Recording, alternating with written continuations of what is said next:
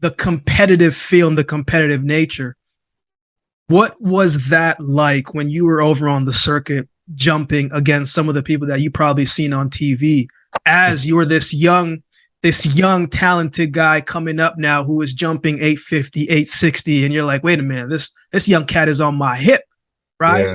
Did they say anything to try to disrupt you? Like what was the climate like back then when you were going and jumping? So, so I mean, in retrospect, like the time that I was competing was the Primo Nebbiolo era. Yeah.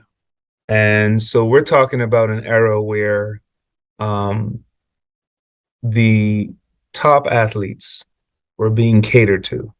The Merlene Oddies, the Linford Christies, the Donovan Baileys, the Maurice Greens, the Mike Conleys, the Mike Powells, the Carl Lewises.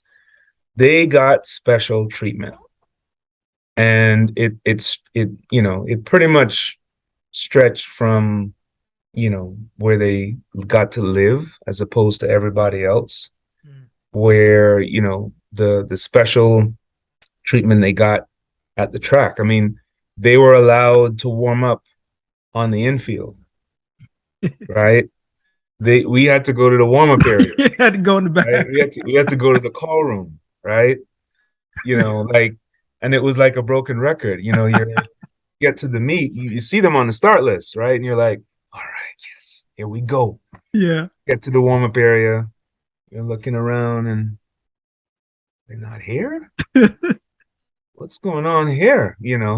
So all of a sudden your hopes start getting up, you start feeling good, get to the call room, you're in a tunnel, you're walking into the track, Yeah. they already have their marks down, just sitting there chilling, just standing at the long jump pit like, hey, You just getting here.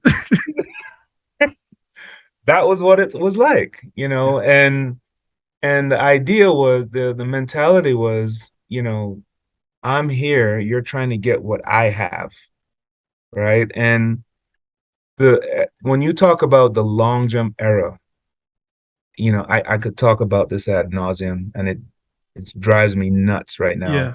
But you have to understand, like in 93, 28, it was 850, 853, 846. I was third with 830 something. It took 808 meters to make the final at nationals, Yeah. right?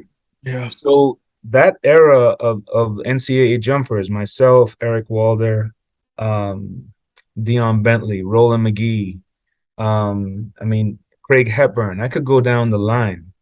Um, it's one of the most unmatched groups of athletes that competed against each other. And then moving on to the professional life. And who did we have to emulate? The greatest, the two greatest long jumpers in the world were still in their prime. Mm. So we had that to look at. It was not good enough to jump 840. It just wasn't good enough. 850 wasn't good enough, right? The standard was there every single time we went out there. So, in my opinion, it's something that's really missing now Yeah. in the long jump in particular, because the long jump requires a certain element of madness, certain element of just losing yourself, right? If you know that it's going to take 870, 880, then in practice, 820, you're not coming out of practice feeling good about yourself, Mm. right? Nowadays, if you're 840, you're in for a medal, guaranteed, right? 830 is in for a medal, guaranteed. So there isn't that impetus to push the envelope, and it doesn't take it's not a matter of just having one. You've got to have five, six, seven, eight different athletes that are, you know, in that area. So, but yeah, it's definitely something that was very prevalent in that era, and it was very, very, very intense. Like walk into a room and you see your competitors, your hair stands up on the back of your neck, and you're just like, oh, there, and you're like, here we go.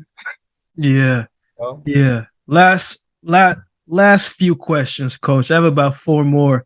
But you just talked about going into the room and you seeing all these people there and your neck standing up, right? And the hair standing up. Was there a meet that you were like, you know what, man, I can compete with any of these guys. Yeah, they're jumping, but I'm jumping too. What meet was that for you that you said, man, I can beat all of these guys? yeah. So, um, I mean, I would say it was 1994. Um, what was the name of the city? We were in Austria.